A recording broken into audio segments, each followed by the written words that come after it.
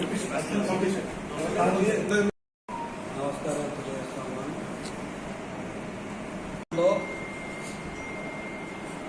తెలంగాణ రాష్ట్రాన్ని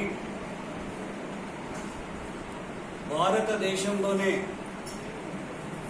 అత్యధికంగా ధాన్యాన్ని పండించినటువంటి వరి ధాన్యాన్ని పండించినటువంటి గొప్ప రాష్ట్రంగా తీర్చిదిద్దినటువంటి కాలాన్ని గుర్తు చేసుకుని ఈరోజు 2 రోజుల క్రితం జరిగిన ముఖ్యమంత్రి ఆధ్వర్యంలో మంత్రుల సమావేశంలో మనం అందరం చూసినాం. ఇంచుమించు చాలా మంది ఇందులో వ్యవసాయ కుటుంబం నుంచి వచ్చిన వాళ్ళు ఈ రబీ సీజన్లో యాసంగి సీజన్లో వరి ధాన్యం కొనడానికి ఎన్ని కష్టాలు పడ్డాడో రైతాంగం మన కళ్ళ నిండా చూసినాం. నెలల తరబడి కాంటలు కాక కాంటలైనవి కూడా కనీసం రైస్ మిల్క్ తగిలించే పరిస్థితి లేదు ఈ ప్రభుత్వం ఆధ్వర్యం. ఎంత దుఃఖమైన విషయం అంటే అదేవిధంగా కేసీఆర్ హయాంలో మీరందరూ చూసిండ్రు. 2014 కన్నా ముందు సమైక్య ఆంధ్ర రాష్ట్రంలో ఈ తెలంగాణలో పండిన పంట వానాకాలం యాసంగి కలిపి 1,30,00,000 ఎకరాల ధాన్యం పడితే కేసీఆర్ ఒక 10 సంవత్సరాల కాలంలోనే 2,31,00,000 ఎకరాలకు పంట పండించి దేశంలోనే నంబర్ 1 వరి ధాన్యంలో తీసుకొచ్చినటువంటి ఘనత కేసీఆర్ కాదా అని నేను అడుగుతాను. ఈ దేశంలో ఈరోజు గర్వంగా చెప్పగలుగుతాం, 28 రాష్ట్రాలలో కేవలం తెలంగాణలో కేసీఆర్ హయాంలో 24 గంటల కరెంటు రైతునిచ్చి ఆదుకున్నటువంటి ప్రభుత్వం టీఆర్ఎస్ ప్రభుత్వం కాదా అని అడుగుతాం. ఈ రోజుకి ఈ దేశంలో ఎక్కడ 24 గంటలు రైతుకు ఉచిత కరెంట్ ఇచ్చింది లేదు. కేవలం ఒకే ఒక్కడు, అది కేసీఆర్ గారి అనే సంగతి గుర్తు చేస్తాం.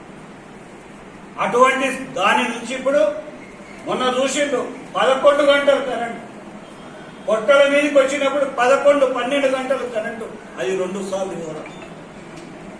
అంటే దమ్ము లేని ప్రభుత్వం, చేతగాని ప్రభుత్వం, చావ చచ్చి అన్ని రకాలుగా ప్రజలను మోసం చేసే ప్రభుత్వం, రైతాంగాన్ని మోసం చేసే ప్రభుత్వం ఈ కాంగ్రెస్ ప్రభుత్వం, ఈ ముఖ్యమంత్రి.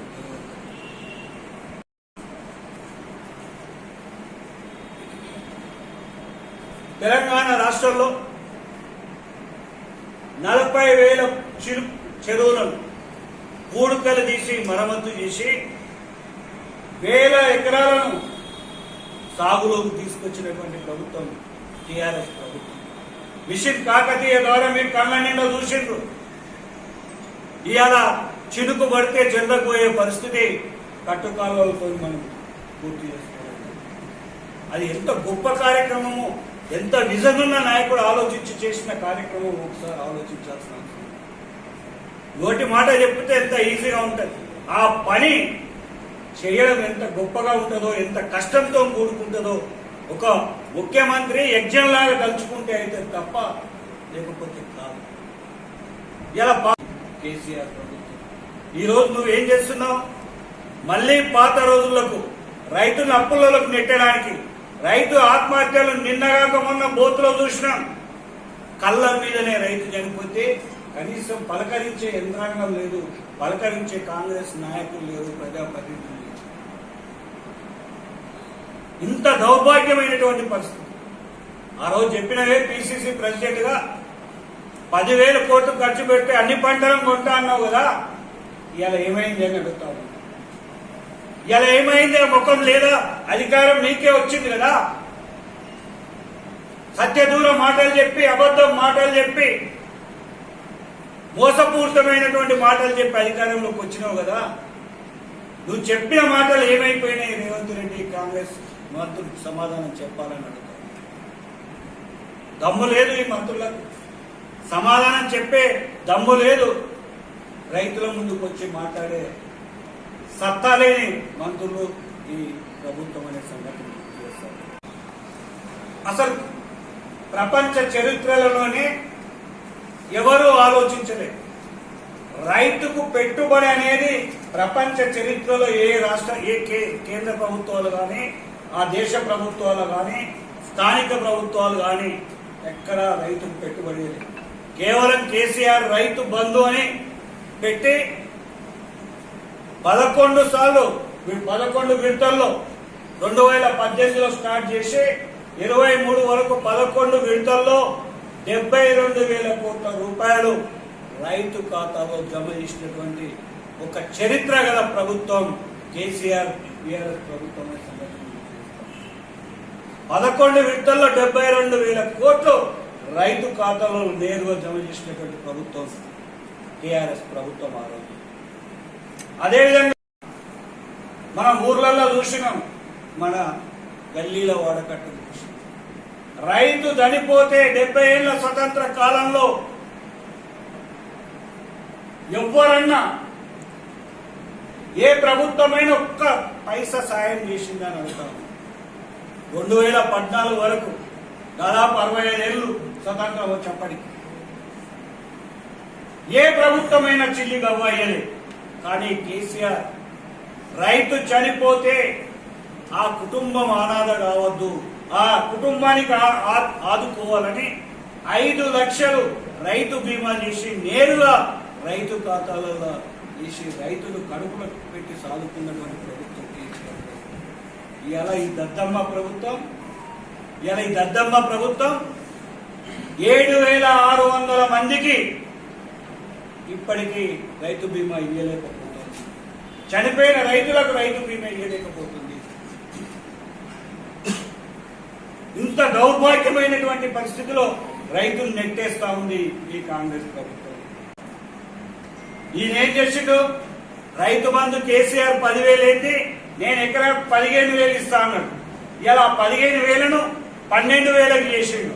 దాన్ని ఈ 2.5 ఏళ్లలో 3 కిస్తీలు 3 విడతలు ఎగ్గొట్టిన ప్రభుత్వం. రైతు భరోసాను 3 విడతలు ఎగ్గొట్టిన ప్రభుత్వం.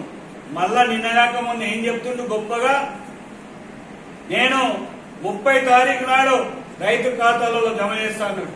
తెల్లారి నేనేమన్నాడు, 1 ఎకరంతో స్టార్ట్ చేస్తా అన్నాడు. పోయినసారి మొన్న యాసంగికి ఏప్రిల్లో చెప్పిండు, ఎకరము 2 ఎకరాలకే ఇచ్చి చేతులు ఎత్తేసిండు. మీ అందరూ సాక్ష్యం, మీకు కూడా భూమి ఉంది, రైతు ఖాతాలలో ఎంత పడ్డదో మీరు చెప్పండి. 2 ఎకరాలకు ఇచ్చి ఎగ్గొచ్చేసిండు. అది అందరికీ కూడా రాలేదు, కొందరికి వచ్చింది. ఇంత నీచమైన ప్రభుత్వం, రైతాంగాన్ని మోసం చేసేటువంటి ప్రభుత్వం ఎక్కడా లేదు. అది గుర్తొస్తలేదా? ఆ రైతులు గుర్తొస్తలేదా? ఇంత దుర్మార్గంగా రైతులను అణగదొక్కే కార్యక్రమం తీస్తుంది. నిన్న మొన్న మనం చూస్తున్నాం. పోయినసారే యూరియా యాపని పెట్టిండు. అసలు దుకాణంలోనే యూరియా సంచులు లేకపోతే యాప్లో మనం కొడితే ఏడికెళ్ళి యూరియా సంచులు వస్తాయని అడుగుతాం.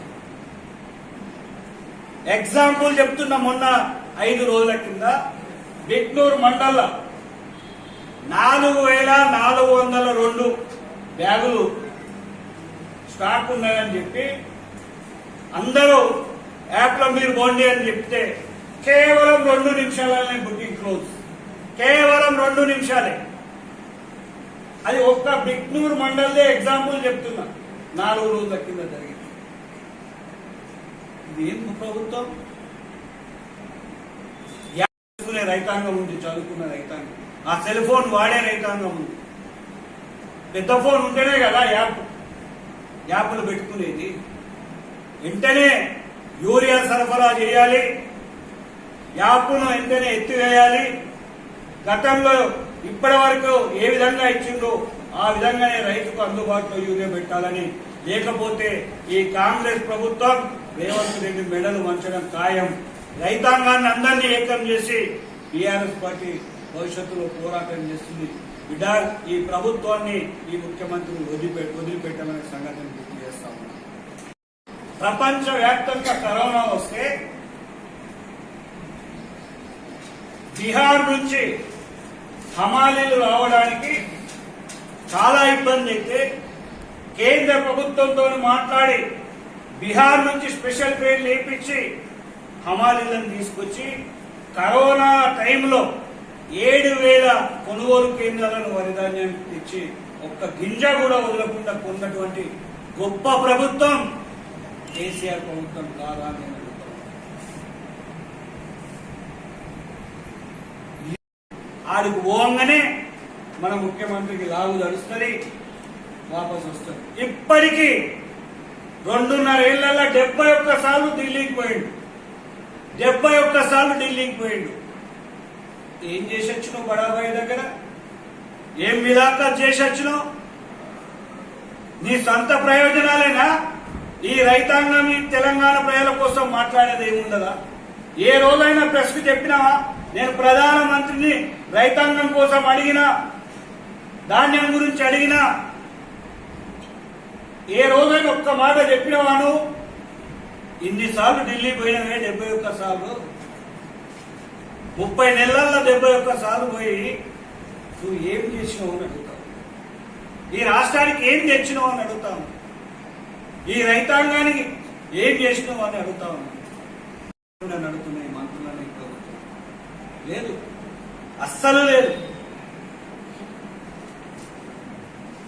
ఒక విషయం ముఖ్యంగా ఈరోజు 24 గంటలు రైతులకు కేసీఆర్ ఉచిత కరెంట్ ఇచ్చి ఆదుకుంటే కొత్త డ్రామా స్టార్ట్ చేసింది. రైతు డిస్కం అని పెట్టి ఉచితాన్ని ఎత్తేసి 24 గంటల కరెంట్ ఎత్తేయడానికి, ప్రైవేట్ పరం చేయడానికి డ్రామాలో భాగమే రైతు డిస్కం తప్ప ఇంకొకటి కాదు. డైరెక్ట్ అందులో పనిచేసిన ఇంజనీర్లు చెప్తా ఉన్నారు, ఇది రైతులను నిండా మోసం చేసే రైతు డిస్కము, దీన్ని వ్యతిరేకించాలని ప్రతి ఒక్క ఫోరం నుంచి వ్యతిరేకత వస్తుంది. ఇంత మోసమా నువ్వు చేసేది? ఇప్పుడు ఉన్నాయి సరిపోవా? నువ్వు రైతు డిస్కం తెచ్చి ఏం చేయాలనుకుంటున్నావు? 24 గంటల కరెంటు ఎగ్గొట్టుడు, ఉచిత కరెంటు ఎగ్గొట్టడానికి, ప్రైవేట్ పరం చేయడానికి, ఇదంతా డ్రామానే. ఆ రైతు డిస్కం అనే సంగతిని గుర్తు చేస్తాం. ఎన్ని ఈడీని సిబిఐని చేతిలో పెట్టుకుని ఎన్ని డ్రామాలు చేసినా ఎవ్వరు భయపడదు. అందులో బీఆర్ఎస్ పార్టీ అసలు భయపడదు. దేనికైనా తెగించి పోరాటం చేస్తుంది. తెగించి పోరాటం చేసే తెలంగాణ తెచ్చుకున్నటువంటి పార్టీ. ఈ తాటాకు చప్పులకు భయపడే సమస్యనే లేదు. ఇది బీజేపీ చేసే కార్యక్రమాలను సరిపై